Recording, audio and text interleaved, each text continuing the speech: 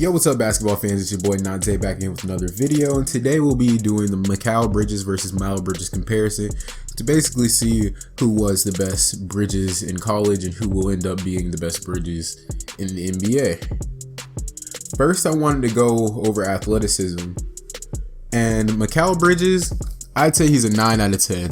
Mikal is a freak athlete. He's wiry, strong, kind of like a Trevor Ariza kind of guy, and it's to the point where he doesn't get back down easily, but it's not like he's going to be able to contain Dwight Howard down there in the post either, but he doesn't get back down super easily.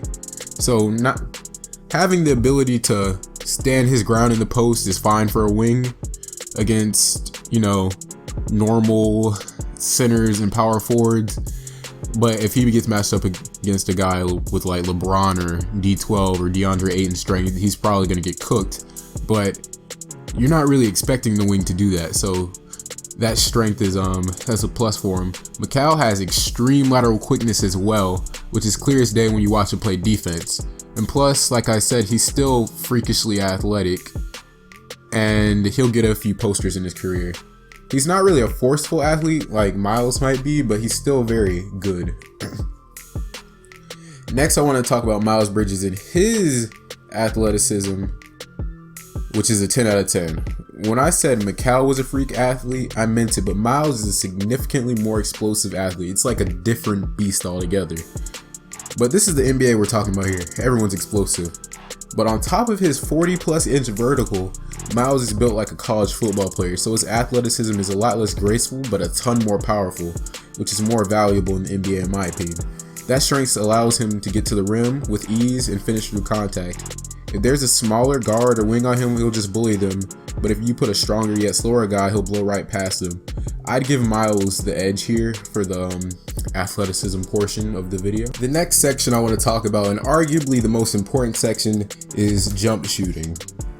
Where Mikal, he's clearly a 10 out of 10. 43% from 3 is all I should have to say to justify this rating, but Mikal is doing this on 6 attempts per game, and he's also shooting 85% from the charity stripe. And basically, he's having a 50-40-90 season. The only thing keeping him from that is that 85% free throw percentage, which is still all-time efficient, even though he is still in college. He has a very quick release, which is hard to block due to his length, and of course his speed. Right now, he's best in catch-and-shoot situations, but his pull-up game is coming along. And something that NBA draft nerds like myself ignore is not only if a player can convert on these off the dribble shots, but whether or not they're comfortable taking it, and if they take it at a high enough volume, or if they can get the shot off. Because sometimes that's just as important as whether or not they can make the shot. Because let's think about this. If a player can make the shot, but they're not taking enough of them and they don't show enough confidence in doing it, then what's the point of really being able to make that shot if they're not going to ever do it? These guys like Kawhi Leonard and Chris Middleton and Paul George showed the ability to create their own shot, the willingness to take this shot, and that translated to the NBA because they were already capable 3-point, mid-range, and free throw shooters.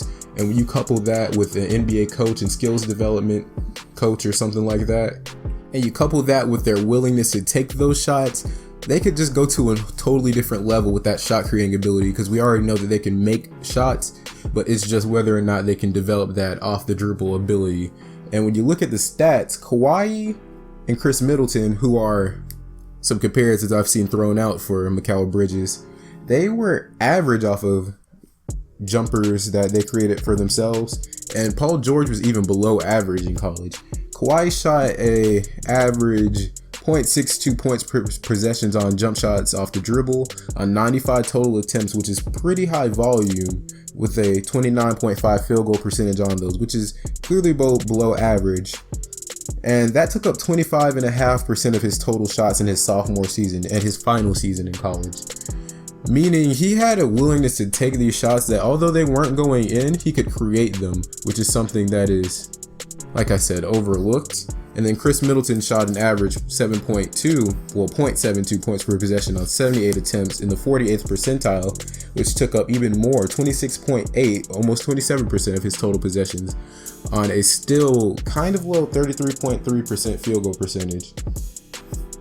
Bridges has very similar efficiency to both at roughly the same stage in their careers, which can indicate eventual comparable shot creating abilities. Which brings me to Miles Bridges, who I rate an 8 out of 10. I'll make this kind of quick. Miles is super strong, and that more so leans towards his driving ability.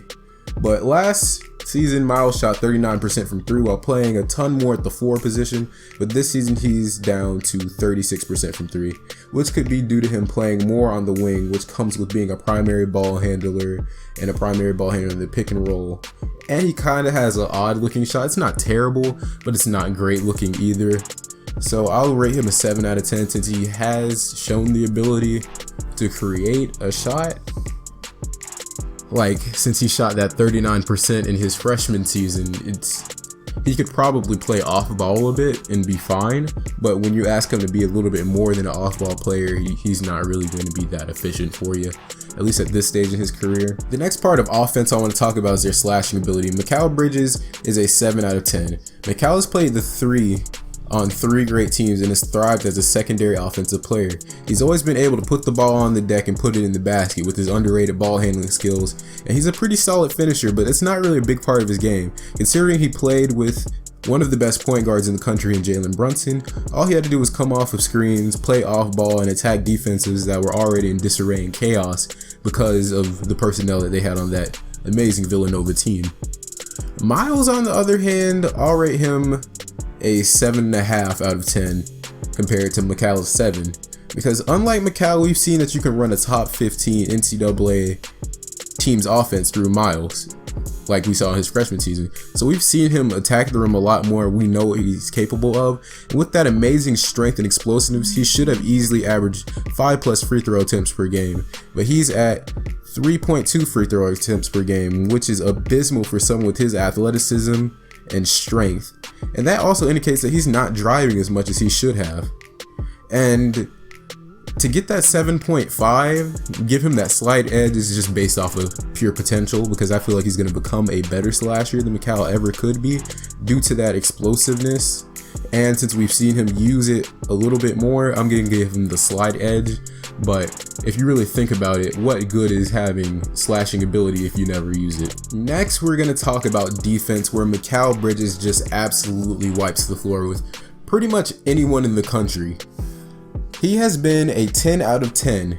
He's been a top 10 defender for most, if not all, of his college career, being 6'7" with a 7-foot wingspan, while possessing an insane lateral quickness. It gives him the ability to be a very good defender, but the thing that takes him to that next level is his off-the-charts defensive IQ, which gives him the potential to be a Scottie Pippen-esque all-time great defender at this point in his career. He can guard almost anyone on the floor, put him on an athletic guard like Russell Westbrook or a quick one like Stephen Curry, put him on a wing like KD or LeBron. You can put him on a floor-spreading 4, and you can even sometimes put him on a 5 depending on the situation. And his IQ is just off the charts, like I said. He knows when to stunt, he knows when to switch, he knows when to recover, and he does it all without hesitation. Because with some of these young guys, when you see them play defense, you can kind of tell that they're a little unsure about their rotations. Mikal has no hesitation whatsoever, and that's undoubtedly due to the great coaching of Jay Wright at Villanova. We've seen this in other players, such as the guy that the Lakers picked up in the second round from Villanova. He's been solid defensively ever since he came into the league, and as a defensive prospect like Mikal, it's a pretty safe bet that he's going to be a nice defender in the NBA from day one. In the interior, Mikal can jump just like Bridges can and is a very good help defender, plus he's a good weak side shot blocker and is a way better rim protector than Miles is, even though he may not be as explosive. And he's just the complete package defensively if you really think about it. And then Miles, I'll also make this pretty quick. He's an 8 out of 10. He's a super strong, but he lacks half the IQ, physical tools, and lateral quickness that Mikal possesses, but he still projects to be a positive defender on the NBA level. His leaping ability really helps him block shots, and his strength allows him to guard 5s. The crazy thing about both of these guys on defense is I've seen them play the 5 position on defense in college, and I just think that's absolutely insane because these guys are power forwards, small forwards, and shooting guards on the NBA level, and they were able to play the center position in college and become the anchor of a defense, basically. The next thing I want to talk about is playmaking. It's not really a big part of either player's game. Mikal, I'll give him a 5 out of 10, basically because we've never seen him have to become a playmaker, because like I said, he's always been on a championship contending team, and he's always had Jalen Brunson there to be a primary ball handler. He's never really had to become that playmaker, but he's shown a little bit of flashes of becoming a decent playmaker. I'm not going to say he's going to be good. Like, you're not going to be expecting him to get 5 assists per game or anything like that, but you know, he's a outside threat, and those guys usually project to become decent playmakers that can get you around 3 or 4 assists per game. But Miles, on the other hand, I'll give him a 6 out of 10 because he has been a primary ball handler before. He has surprisingly good vision, but he's nothing prolific or anything like that. They're pretty even in this area. The only reason why Miles is getting an advantage is because we've seen him do it before. Final thing that I wanted to talk to you guys about was their rebounding. Miles, I'll give him an 8 out of 10 because he's explosive, he's strong, he'll probably be able to out-rebound some 4s and possibly even some centers. Mikal, 7 out of 10, he's long, he's still athletic, and he puts himself in the right position. He always boxes out due to that great coaching, like I said. So Miles is getting the edge basically off of him being a better athlete. Mikal is very fundamentally sound when it comes to the rebounding side of the ball, so he's not really going to get penalized for that there. And then we're going to tally up the score where Mikal gets 48 and Miles gets 46.5 points. Alright, so here's where I'm going to give you my own personal opinion. I feel like Miles has a higher ceiling, but he has a much lower floor, and Mikal, he has a very high floor and he has a pretty decent ceiling at the same time. Like Miles, I feel like he's going to become like a Eric Gordon right now player, where he's not really the man on the team. He can't really become the man on the team, but he can become an 18 points per game scorer, decent rebounder, really good athlete. And the thing with Miles is I'm not really sure if you're going to know if you're going to play him at the 3 or the 4 or the 2 or where you're going to really play Miles. He's a bit of a tweener because he doesn't really have the ball handling ability to play the 3, but he does have the athleticism and his game does fit that of a 4. Mikal, on the other hand, is more of a sure thing. You can play him at the 3, you can play him at the 2, and sometimes you might even be able to get away with playing him at the 4 due to his physical tools. He has a high floor. You already know he's going to be a 3-and-D kind of guy off the rip.